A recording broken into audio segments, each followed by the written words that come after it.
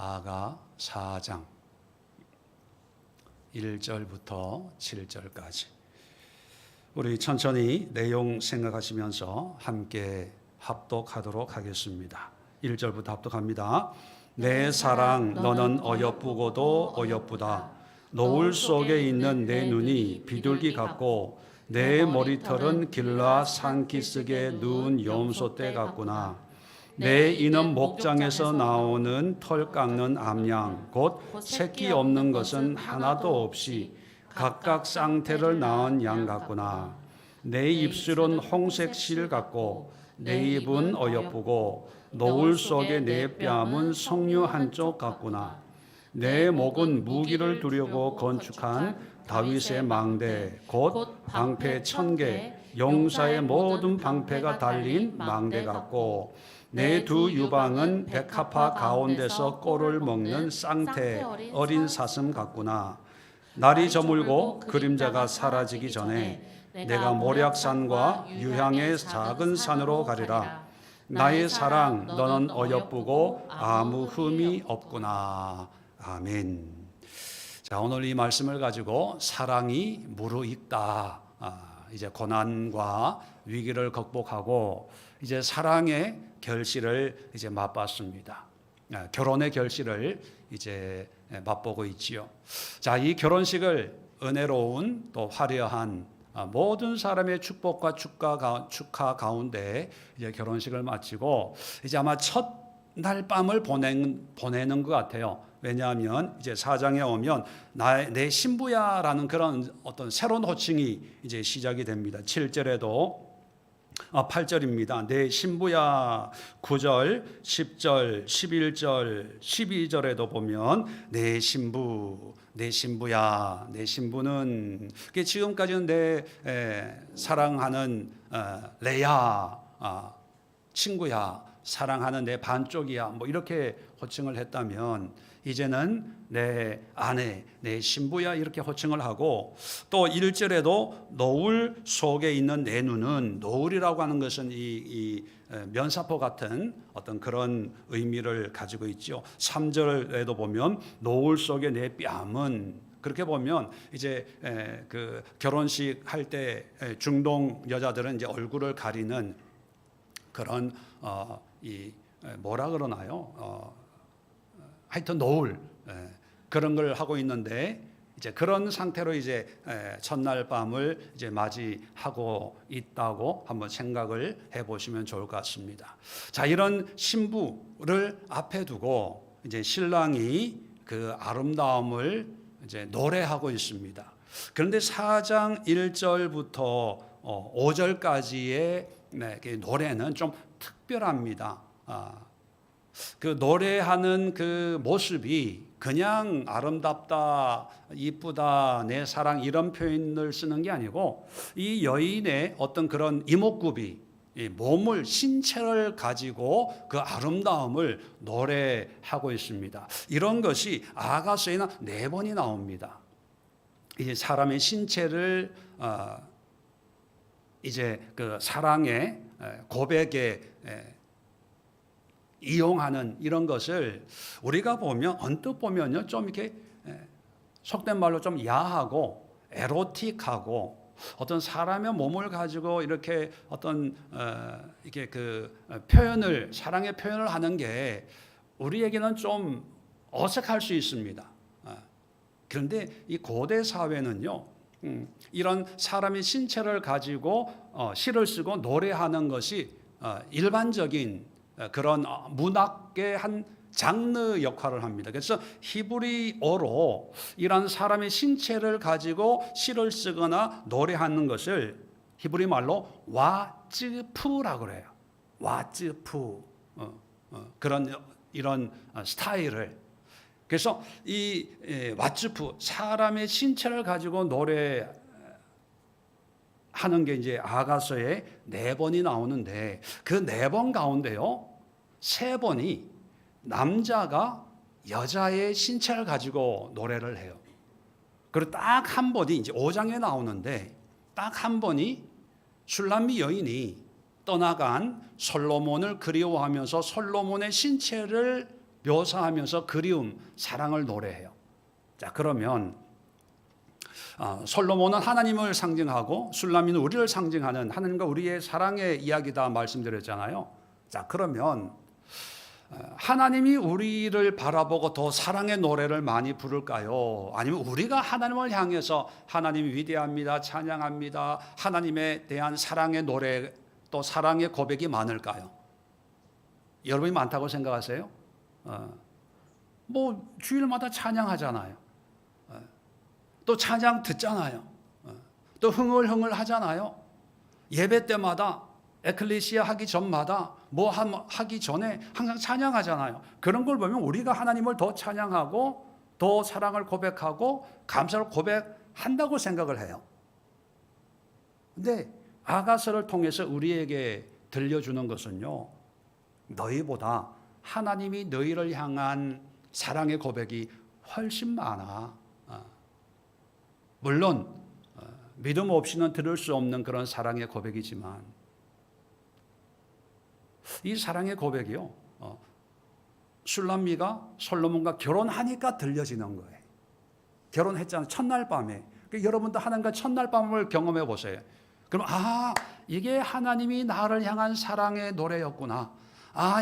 이것이 하나님이 나를 위해서 베풀어 이렇게 쓰신 시구나. 오늘도 저녁 노을이 너무 아름답더라고요. 빨갛게. 그죠? 근데 하나님과 사랑의 관계가 없으면요, 덥다. 해가 왜 이렇게 기냐? 빨리 밤이 좀 선선한 바람이 불었으면 좋겠다. 이렇게 느껴질 수밖에 없어요. 근데 하나님과 첫날 밤 사랑에 빠지면요, 저녁 노을을 보면서도 하나님이 나를 이렇게 사랑해서 저 뜨거운 태양처럼 나를 사랑하시는구나. 그걸 하나님의 사랑의 고백으로 들려지는 거예요.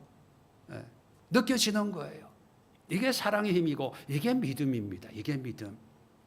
자, 그런데 이 4장 1절로부터 5절까지 왓츠프 사랑을 고백하는 걸 보면 좀 이상해요. 왜냐하면 1절에 보면 어여쁘고 어여쁘다.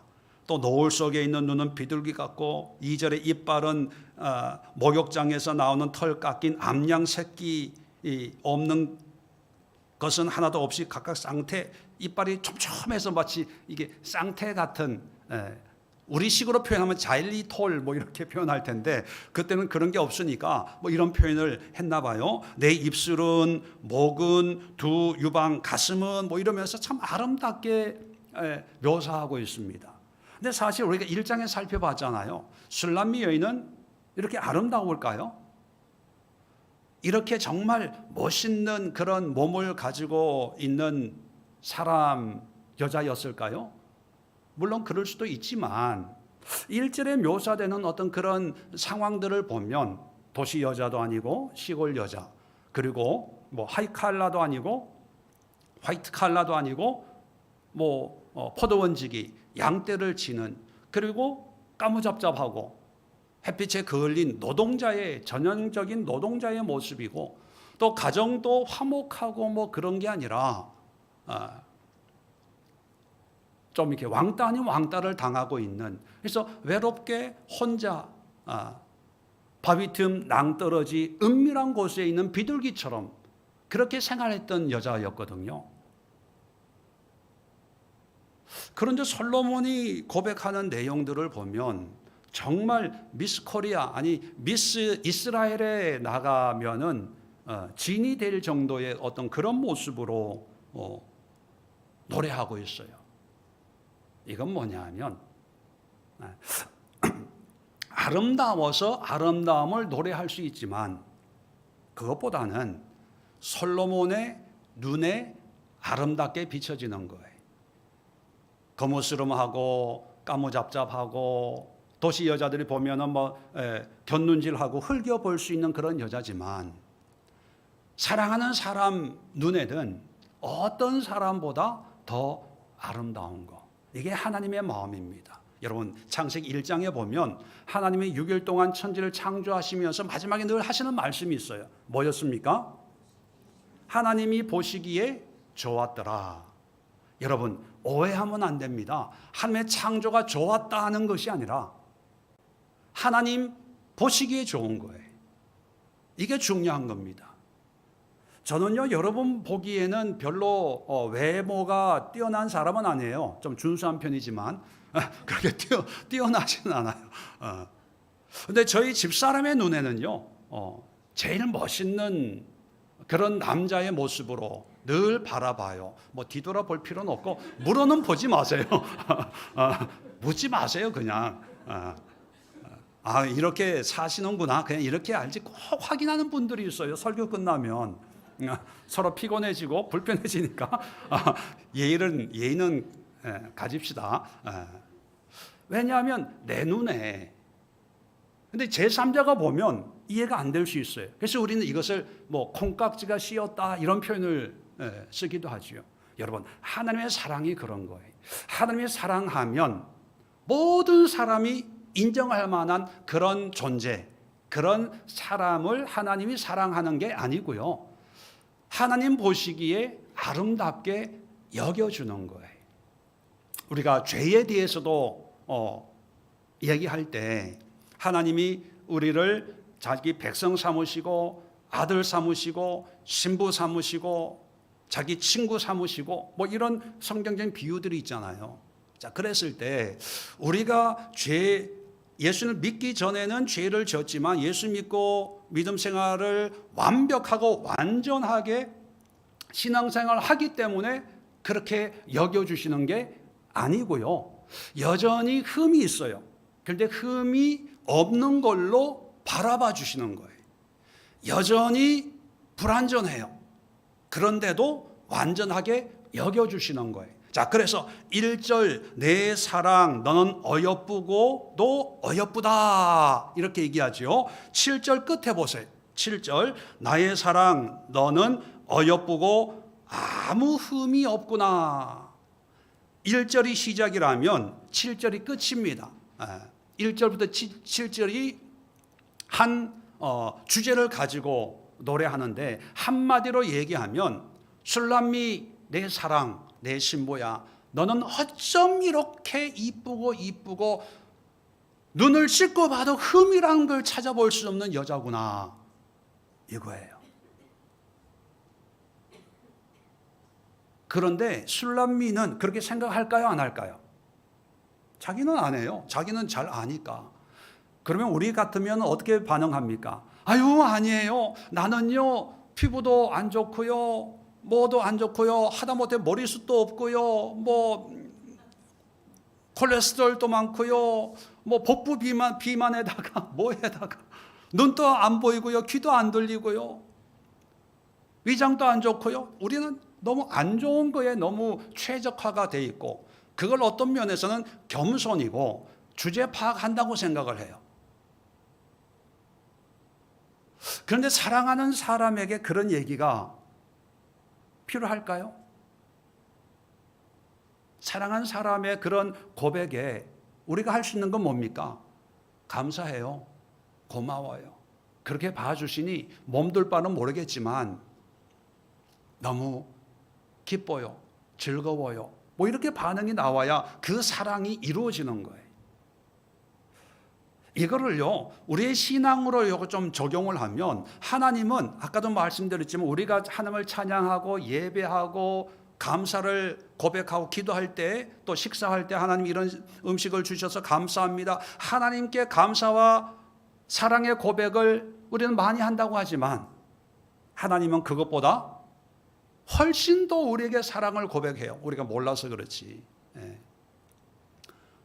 우리의 연약함, 부족함을 다 아시는데도 어쩌면 우리 자신보다 더 우리 자신을 아시는 분이잖아요. 우리 흠이 뭐고 결점이 뭐고 약점이 뭐고 다 알아요. 그런데도 사랑한다고 매일매일 순간순간 말씀하시는데, 우리는 그 앞에 늘 어떤 마음으로 나가냐 하면, 아유, 저는 자격이 없어요, 저는 부족해요, 할 수 없어요, 능력이 없어요, 배운 게 없어요, 뭐 기도도 많이 못해요, 믿음도 없어요, 아는 게 없어요, 힘도 없어요, 돈도 없어요, 시간도 없어요, 뭐도 없어요. 여러분, 이러면 사랑이 이루어질까요? 절대로 안 이루어져요. 절대로 안 이루어져요. 우리가 부족하죠. 부족한 대로 사랑한다고 누가 고백하면 그게 감사함으로 다가와야 돼요. 그게 기쁨이고 즐거움이 돼야 됩니다. 그게 사랑이 이루어지는 원리이자 방법이거든요. 자, 그래서 이런 사랑의 노래를 쭉 이제 술람미 앞에 이제 하는 거죠. 자, 이런 모습을 보면서 이제 6절에 보면 날이 저물고 그림자가 지기 전에, 자, 날이 저물고 이제 어둠이 오기 전 이런 얘기입니다. 이제 결혼식을 끝나고 밤이 이제 깊어지기 전에 내가 모략산과 유향의 작은 산으로 가리라. 이게 뭐냐면 품에 이제 첫날 밤 보내겠다는 거예요. 모략산, 향기가, 모략이라고 하는 건 향기, 향료거든요. 또 유향도 아름다운 좋은 냄새를 바라는 어떤 그런 요즘 말로 하면 향수입니다. 이 향수의 산, 곧 누굽니까? 술람매. 술람미 당신에게 내가 달려가겠습니다. 당신은 정말로 흠이 없는 완벽한 내 사랑입니다. 이렇게 합일, 하나가 되는 어떤 사랑의 고백으로 이제 승화되는 거예요. 사랑이 이제 무르익는 거죠. 여러분, 우리가 하나님과의 신앙생활도 처음에는 길 가다 만날 수 있고 일하다 만날 수 있고, 그래서 이제 주거니 받거니 내 사랑하는 사람이 어디 있는지 모를 때도 있습니다. 또 찾느라고 애쓸 때도 있어요. 또 사랑을 고백할 때도 있지만 또 사랑이 떠나서 없는 것처럼 느껴질 때도 있어요. 그게 뭐 이상한 건 아니고, 그럴 때마다 우리는 사랑하는 사람이라면 찾는 거죠. 그게 우리가 보통 연애, 밀당한다 이런 표현을 쓰기도 하죠. 그런 과정도 있을 수 있습니다. 처음부터 뭐 뜨겁게 사랑하면 얼마나 좋겠습니까? 그런데 문제는 뭐냐면 이런 씨름과 밀당을 통해서 반드시 하나님과의 사랑이 무르익어서 결혼이라고 하는 어떤 그런 관계, 뗄래야 뗄 수 없는 내 신랑 또 내 신부, 내 남편, 아내의 어떤 그런 친밀한 관계, 밀접한 관계, 가까운 관계로 성숙해야 된다는 거예요. 무르익어 가야 된다는 거예요. 왜냐하면 신앙은요, 생명이 있는 유기체입니다. 신앙은 생명이에요, 생명. 이 생명이라고 하는 것은 시간이 지나면서 성장하고 성숙되기도 하지만 또 어떤 면이 있습니까? 퇴보하기도 해요. 죽기도 해요. 시들기도 해요. 비실비실 병들어서 쓰러질 수도 있다는 거예요. 자, 그런데 우리가 뭐 식물을 심든 나무를 심든 우리가 사람을, 자식들을 키우든 뭐 해보면 쭉쭉쭉쭉 건강하게 성장하고 나중에 성숙해서 시집 장가가고 뭐 직장 생활하고 또 손자 손녀 데리고 오고 뭐 이런 것을 행복이라고 얘기하지 않습니까? 보람이라고 얘기를 해요. 그런데 신앙의 만큼은 이런 보람을 느끼려고 애쓰는 사람이 없어요. 믿음도 이런 분명한 결과가 만들어져야 된다는 거예요. 그런데 여기에 대해서는 별로 신경을 안 써요. 10년째 밀당해도 아무 문제가 없다고 생각을 해요. 20년, 40년 밀당하는 사람이 너무 많으니까 주변에 내가 그러고 있는 게 이게 전혀 문제가 안 되는 거예요. 어떤 신앙인들은요, 죽는 순간까지 사랑하는 이 솔로몬 하나님의 손 한번 못 만져보고 멀찍이 바라만 보면서 짝사랑하다가 끝나는 그런 모습도 없지 않아 저는 있다고 봅니다. 한 번도 가까이 노을 뒤에 있는 하나님의 어떤 그런 내 사랑하는 사람의 눈동자를 보면서 나를 사랑하는 그 남자가 나를 안고 싶어하는 그런 사랑을 맛보지도 못하면서 저기 솔로몬이 양떼 키우고 있네. 나도 양떼 키우고 있으니까 너무 가까이 가면은 서로 불편해지니까 멀찍이 바라만 보면서 아유 잘생겼네, 멋있네, 참 감사하다. 이게 믿음이라고 생각하는 그런 분들이 있습니다. 자, 하나님의 사랑을 덧입는다는 것은 어떤 의미일까? 자, 아까 왓츠프 네 번 중에 세 번이 솔로몬이 술람미에게 얘기하는 거라고 말씀을 드렸어요. 왜 하나님은 우리에게 이렇게 틈만 있으면 이런 사랑을 고백을 할까? 내일 분명히 또 말씀을 드리겠지만 이렇게 솔로몬이 술람미에게 사랑을 고백하는 이유가 있습니다. 그 이유는 내가 당신을 이렇게 사랑하는 것 당신 꼭 알아야 돼. 이렇게 자기의 사랑을 주입하려고 하는 게 아니에요. 무슨 의도인지 로마서 8장을 한번 열어보세요. 하나님의 사랑의 고백의 목적, 그렇게 설명을 붙여 볼까요? 자, 로마서 8장 우리가 너무 잘 아는 그런 내용이지요. 자, 로마서 8장 31절부터 보면 하나님의 사랑의 어떤 굳건함, 강건함에 대한 그런 얘기를 하고 있는데 시간이 없으니까 35절부터 봅시다. 로마서 8장 35절. 누가 우리를 그리스도의 사랑에서 끊으리요? 환난이나 공고나 박해나 기근이나 적신이나 위험이나 칼이랴.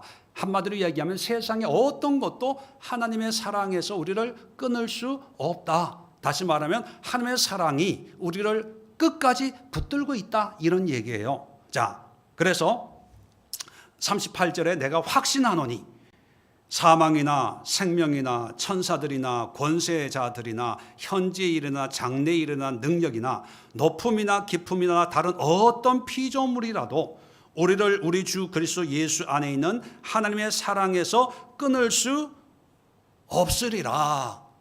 하나님의 사랑에서 끊을 수 있는 게 없다. 어떤 것보다 튼튼하다, 고래 힘줄보다 더 질긴 게 하나님의 사랑이다, 이 얘기잖아요. 그러면 이렇게 얘기했으면 그 다음에 이어지는 내용들이 어떤 내용일까요? 어떤 내용이 와야 이 사랑의 어떤 그 의미가 더 부각이 될까요? 사랑의 성공적인 모습, 그죠? 하나님이 이 사랑 때문에 회복되는 어떤, 다시 말해 해피엔딩, 좋은 결과를 보여주면서 봐라, 이래서 하나님은, 하나님의 사랑은 세상에 어떤 것도 끊을 수 없고 하나님의 사랑은 끝까지 우리를 구원하고 우리를 변화시킨다, 이런 샘플이 나와야 돼요. 일반적으로, 그죠? 논리적으로 보면. 그런데 9장, 10장, 11장의 내용이 뭐냐면 이스라엘이에요. 이 이스라엘을 얘기하는 건 뭐냐면 그 사랑에서 이스라엘 백성들이 하나님의 사랑을 받았지만 그 하나님의 사랑에 합당한 삶을 못 산 샘플로 나오는 거예요. 쉽게 표현하면 하나님의 사랑이 이렇게 튼튼하구나, 이걸 얘기하는 게 아니라 하나님의 사랑은 있지만 결국 자기 백성도 구원 못했네, 실패했네, 이런 뉘앙스를 주는 내용이에요. 왜 이스라엘을 얘기하냐 하면요, 하나님의 사랑이 든든하다, 그러니까 너희들은 걱정하지 마, 이걸 얘기하려고 하는 게 아니라 하나님의 사랑이 이렇게 엄청나기 때문에 거기에 합당한 너의 사랑이 이제는 나타나야 돼, 이거예요. 사랑은 쌍방간입니다.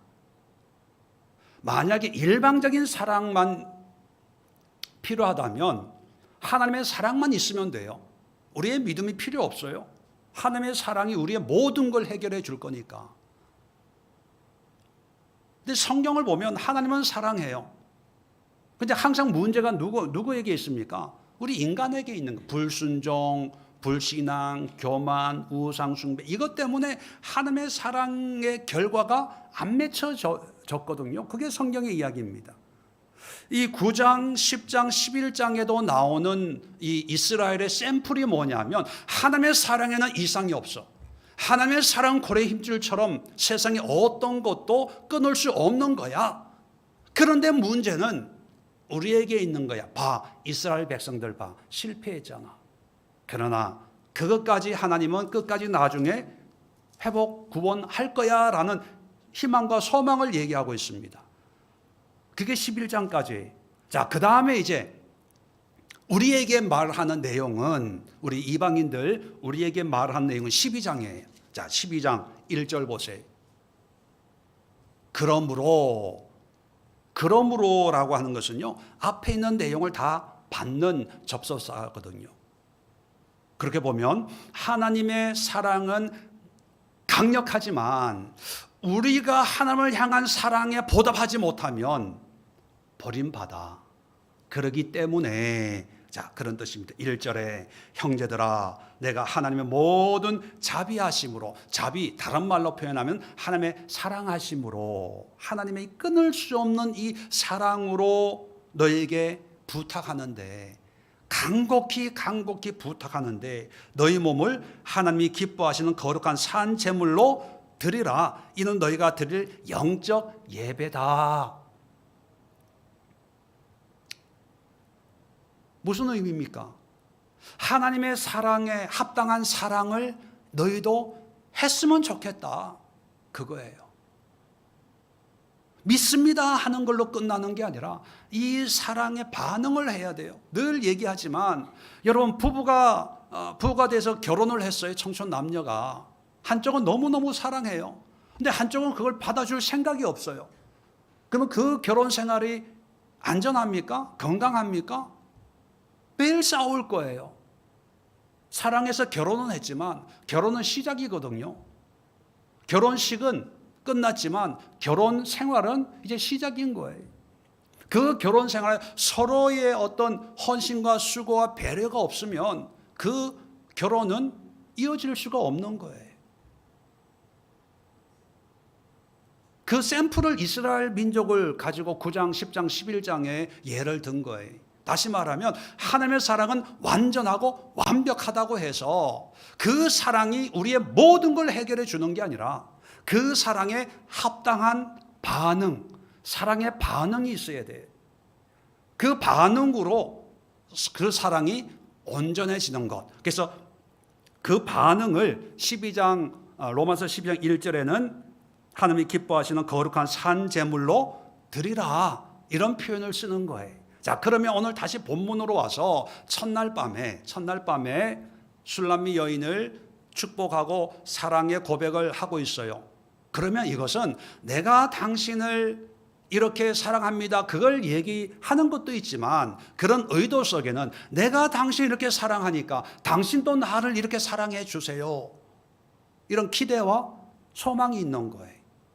그래, 그게 결혼이고 부부고 가정이 되는 거죠. 그렇지 않아요? 논리적으로, 이성적으로 생각을 해봐도. 자, 그러면 세 가지 오늘 본문을 통해서 우리가 기도해야 될 세 가지 기도 제목이 있는데, 첫 번째, 영적 자존감의 회복입니다.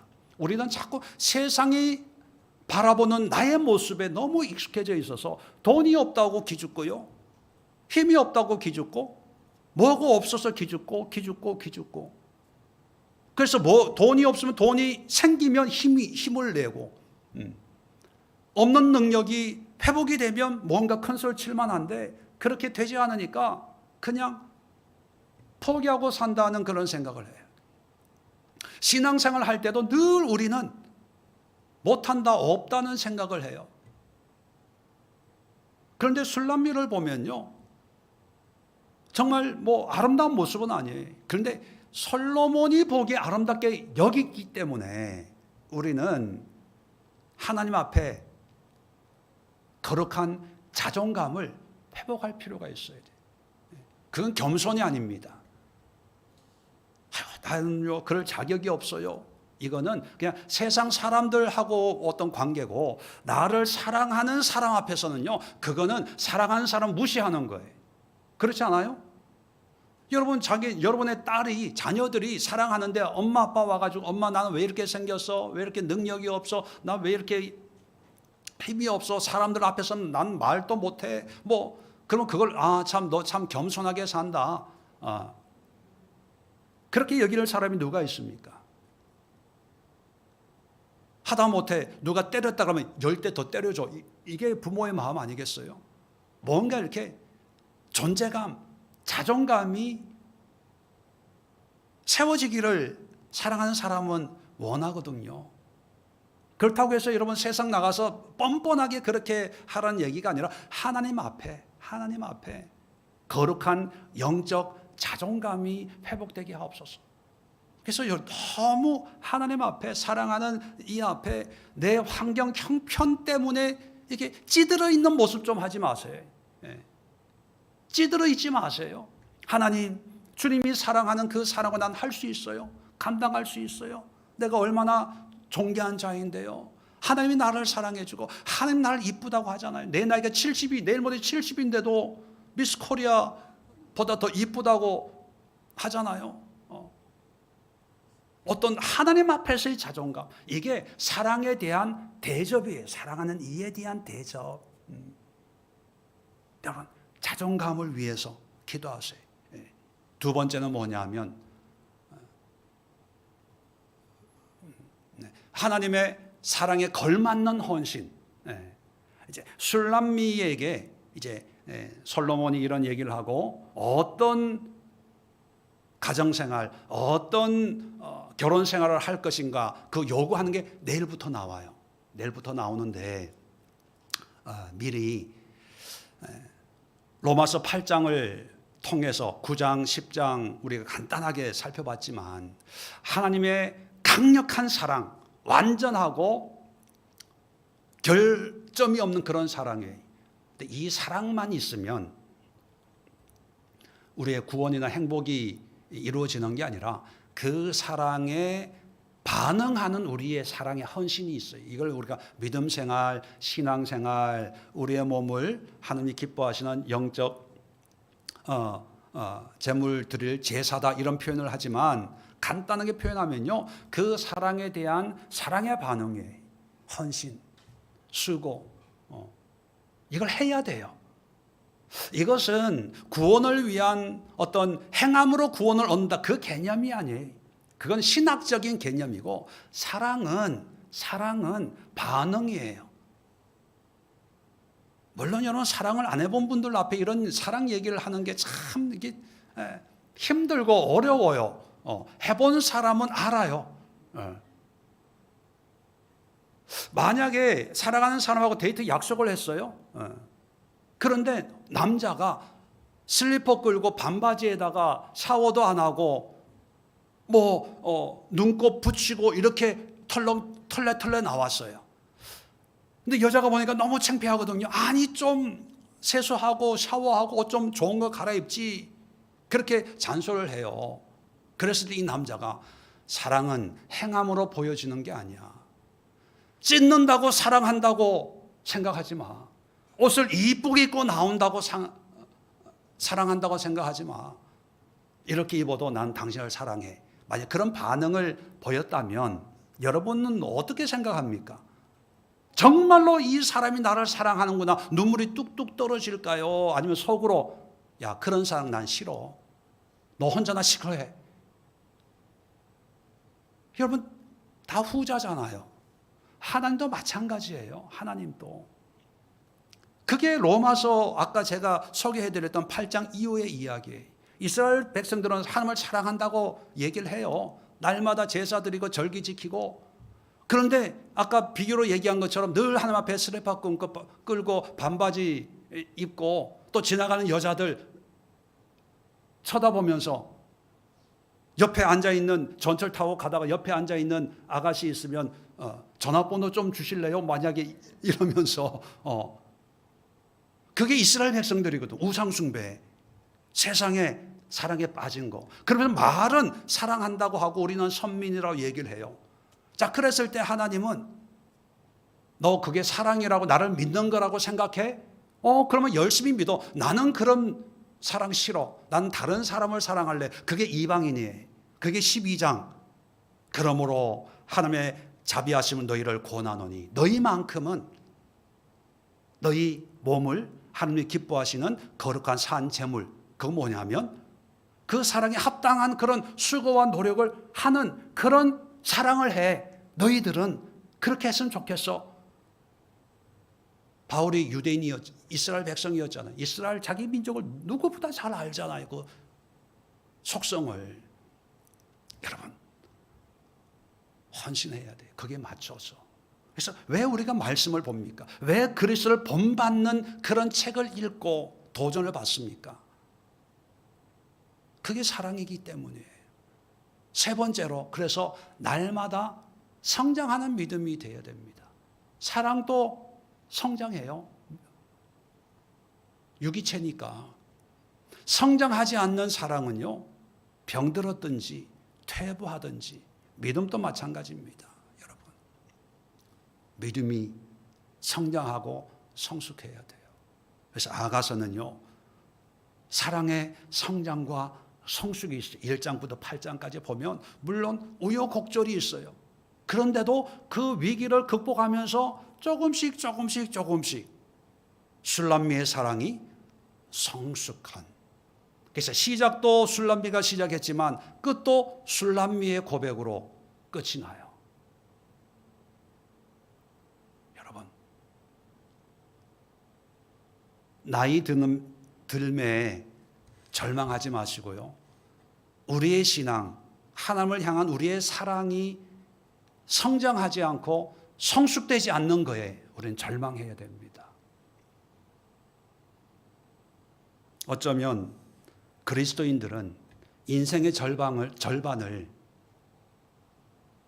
교회나 하나님께 바치면서 살았다 이렇게 얘기해도 과언은 아닐 것 같아요. 그죠? 일생을 놓고 보면 하나님 때문에 하고 싶은 거 못하고, 신앙 때문에 못하고, 또 믿음 때문에 해야 되고, 이런 걸 다 따지면 인생의 절반이 신앙이었다 이렇게 본다면, 인생의 절반을 투자했는데 결국은 그냥 흐릿한 믿음, 흐릿한 구원, 흐릿한 하나님으로 끝났다. 이건 비극이에요. 저는 비극 중에 가장 큰 비극이라고 봅니다. 거기다 물질도 감사헌금, 11조, 선교, 구제, 또 애는 얼마나 썼습니까?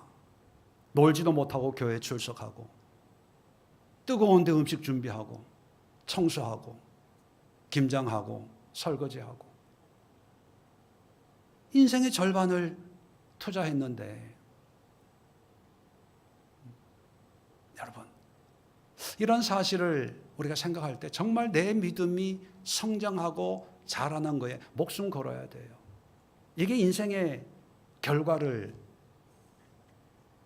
결정짓는 게 아닐까, 그런 마음으로, 정말 간절한 마음으로 함께 기도하도록 하겠습니다. 자, 자리 정돈하시고 사랑이 무르익는 그런 성장과 성숙을 위해서 주여 한번 힘차게 외치고 합심해서 기도하도록 하겠습니다.